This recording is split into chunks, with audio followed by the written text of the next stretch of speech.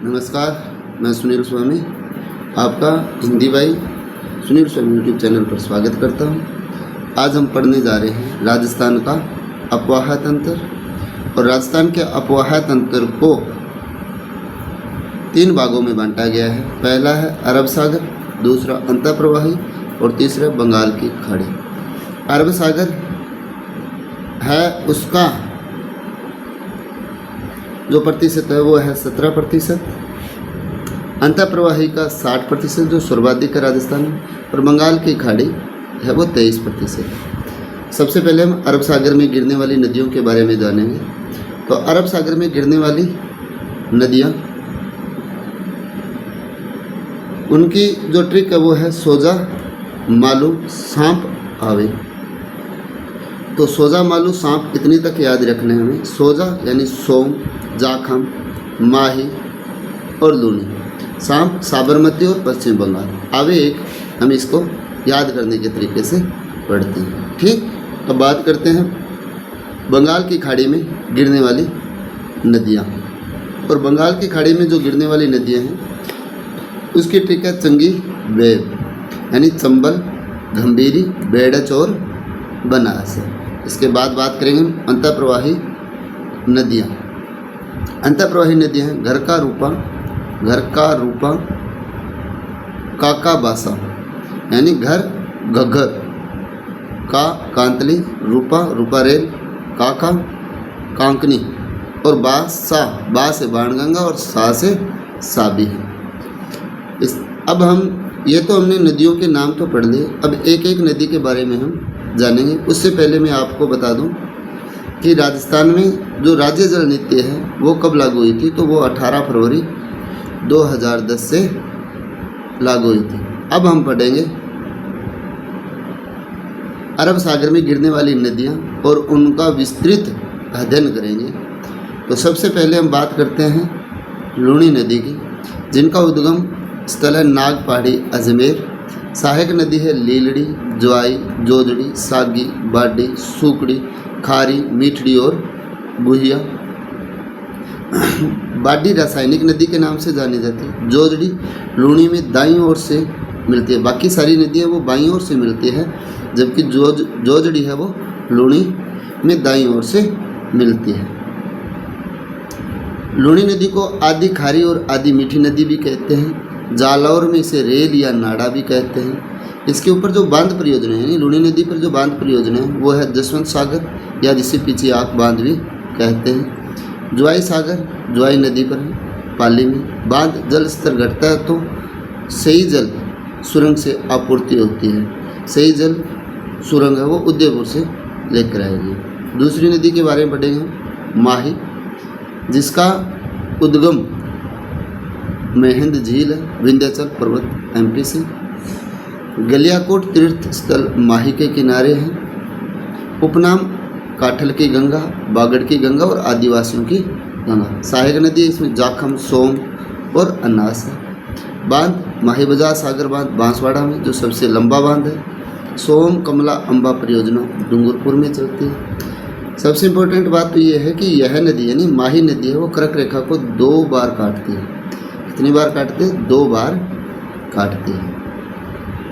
इसके बाद अगर हम बात करें त्रिवेणी संघ की, त्रिवेणी संघ ये सोमाही जाखम में बनाती है। सोमाही जाखम, नवाटापुरा डूंगरपुर, बनेश्वर धाम आदिवासियों का कुंभ है।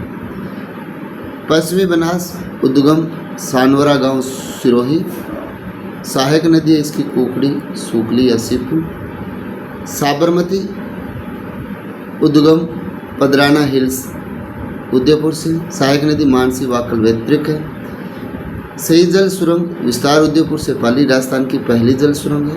मानसी वाकल जल सुरंग विस्तार उदयपुर राजस्थान की सबसे लंबी जल सुरंग है। अब बात करें हम बंगाल की खाड़ी की नदियाँ। चंबल, जिसका उद्गम जानापाव पहाड़ी इंदौर है। सहायक नदियाँ इसकी बनास, आहू, काली सिंध, सीप, ब्राह्मणी और कुरान। बनास है वो सबसे लंबी सहायक नदी है इसकी। काली सिंध है गागरोन, दुर्ग, झालावाड़, बिना नींव का किला बना काली सिंध नदी के किनारे। चंबल नदी के उपनाम क्या क्या हैं? तो कामधेनु, बारामासी, त्रमणवती यानी ये इसका प्राचीन नाम है। त्रिवेणी संगम बनता है इनके ऊपर बनास, चंबल और सीप जो रामेश्वर घाट है और सवाई माधोपुर में है। इसके ऊपर एक जलप्रपात भी बनता है जिसका नाम है चूलिया जलप्रपात। चंबल नदी चित्तौड़गढ़ सबसे ऊंचा प्रपात है। चंबल नदी पर हैंगिंग ब्रिज भी बना है। उत्खात भूमि का निर्माण बिहेड़ और डांग स्थित है, यानी चंबल नदी है वो उत्खात भूमि का भी निर्माण करती है जिसे बिहेड़ या डांग कहते हैं। बांध परियोजना, पहले चरण में गांधी सागर बांध मंदसौर और कोटा बैराज, कोटा केवल सिंचाई के लिए है कोटा बैराज। दूसरे चरण में राणा प्रताप सागर चित्तौड़गढ़ में।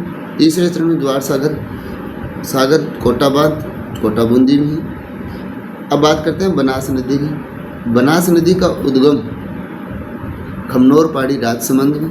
सहायक नदी है बांडी खाड़ी बेड़च। खारी बनास की सबसे लंबी सहायक नदी है। बनास नदी के उपनाम है वन की आशा। बनास नदी वो त्रिवेणी बनाती है। बनास चंबल सीप रामेश्वर घाट सवाई माधोपुर में। बनास खारी डाई राजमहल टोंक। बनास बेड़च मैनाल बिगोद भीलवाड़ा। बांध परियोजना जो बनास नदी पर बने हुए। बिसलपुर बांध टोंक में है। अमृत क्रांति भी कहा जाता है। बिसलपुर बांध को चंबल से जोड़ना है। सबसे बड़ी पेयजल परियोजना, सबसे बड़ा कंक्रीट बांध भी है। इसरदा बांध सवाई माधोपुर में। मेजा बांध कोठारी नदी पर भीलवाड़ा में। बेड़च या आयर नदी उद्गम गोगुंदा हिल्स उदयपुर। गंभीरी नदी उद्गम स्पोटरा करौली में। पांचना बांध करौली में जो सबसे बड़ा मिट्टी का बांध है। और ये प्रश्न भी पूछा तो बहुत बार प्रश्न आया है एग्जाम में कि सबसे बड़ा मिट्टी का बांध कौन सा, तो पांचना बांध है। इसकी जल आपूर्ति अजान बांध से केवलादेव भरतपुर में थी। अंतः प्रवाही नदियों के बारे में अब हम पढ़ेंगे। अंतः प्रवाही नदियों में सबसे पहले हम गग्गर के बारे में पढ़ते हैं जिसका उद्गम कालका पहाड़ी शिवालिक हिमाचल प्रदेश से होता है। अपवाह गंगानगर हनुमानगढ़ है। नाली या पाट भी कहते हैं इसे। मिट्टी काठी या बग्गी है। भारत की सबसे लंबी अंतःप्रवाही नदी है।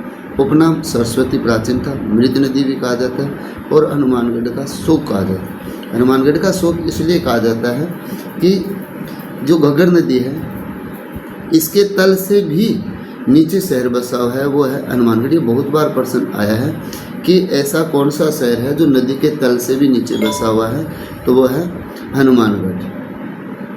और किस नदी के किनारे है, तो घग्गर नदी। अब बात करते हैं हम कांतली नदी की जिसका उद्गम खंडेला पहाड़ी सीकर। अपवाह क्षेत्र तोरावाटी सीकर झुंझुनू है। झुंझुनू को दो बराबर भागों में बांटते हैं। सुनारी सभ्यता इसी के किनारे जो खेतड़ी में। विनेश्वर सभ्यता नीम का थाना भी इसी के किनारे। साबी नदी उद्गम सेवर पहाड़ी जयपुर। जोधपुरा सभ्यता बसी हुई। हाथीदांत के अवशेष मिले जहाँ से अलवर का शोक भी कहा जाता है। यानी जब साबी नदी में पानी बहुत ज़्यादा आ जाता है या बाढ़ आ जाते हैं तो अलवर को डुबो देती है, इसलिए से अलवर का शोक भी कहा जाता है। बाणगंगा नदी उद्गम बेराट जयपुर। उपनाम इसको अर्जुन की गंगा भी कहा जाता है। रुंडित नदी भी कहा जाता है और ताला नदी भी कहा जाता है। बांध परियोजना जिसके ऊपर रामगढ़ बांध जयपुर में बना है और अजान बांध भरतपुर केवलादेव राष्ट्रीय उद्यान जल आपूर्ति के लिए। काकनी नदी उपनाम मसूरदी नदी है। सर्वाधिक मार्ग बदलने वाली नदी, सबसे छोटी अंतःप्रवाही नदी। ये था अपना अंतःप्रवाही नदी और बंगाल की खाड़ी में गिरने वाली नदियों और अरब सागर की खाड़ी में गिरने वाली नदियों के बारे में हमने पढ़ा। इनके ट्रिक के बारे में जाना, यानी हमने राजस्थान का अपवाह तंत्र वो पढ़ लिया जिसे हमने 3 भागों में बांटा था। राजस्थान की ये सबसे इम्पोर्टेंट चीज़ है, राजस्थान राज्य जल नीति है वो कब लागू की गई, तो 8 फरवरी 2010 को लागू की गई। अगर वीडियो अच्छा लगे तो लाइक शेयर कमेंट ज़रूर करें। धन्यवाद।